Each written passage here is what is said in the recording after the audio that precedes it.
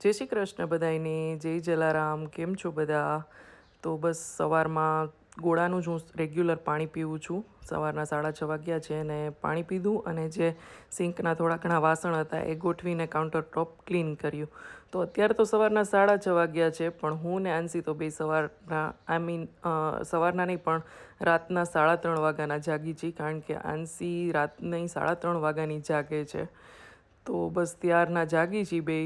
જેના ઘરે 1.5-2 વર્ષના છોકરા હશે, જે હજી સ્કૂલે પ્લે હાઉસે મીન્સ ન જતા હોય, એને ખબર હશે કે ક્યારેક ક્યારેક આવું ચાલ્યા કરે. અમારે આંસી તો જો કે વીકમાં 2 વાર તો આવું કંઈક કરે જ, કે જાગે જ આખી રાત.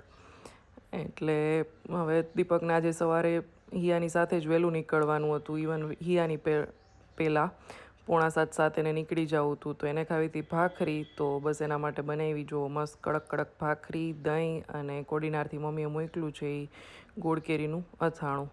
તો અમારે આંસીબેન પણ દીપક સાથે બેસી ગયા છે. જે કોઈ પણ ડાઇનિંગ ટેબલ પર બેસે એની સાથે દહીં છાશ પીવા બેસી જવાનું.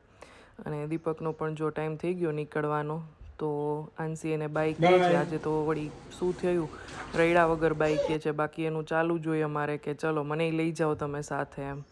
અને કોઈ પણ અમારા ઘરે આવ્યું હોય, ઇવન ગેસ્ટ પણ, તો એને એ બાલ્કનીમાંથી બાય કરવા જાય.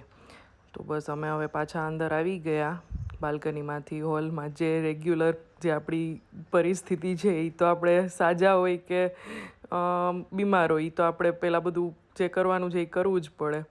સવારમાં થોડુંક આમ લેઝી ફીલ થાય, કારણ કે ઊંઘ ન થઈ હોય એટલે. અને મારી તો ટોટલી બધી બીમારીનો ઈલાજ તમે કહો ને, કે મને બેક પેઇન થતું હોય કે હાથ પગ તૂટતા હોય કે કાંઈ પણ થતું હોય, તો હું થોડીક ઊંઘ કરી લઉં ને એટલે હું રેડી થઈ જાઉં.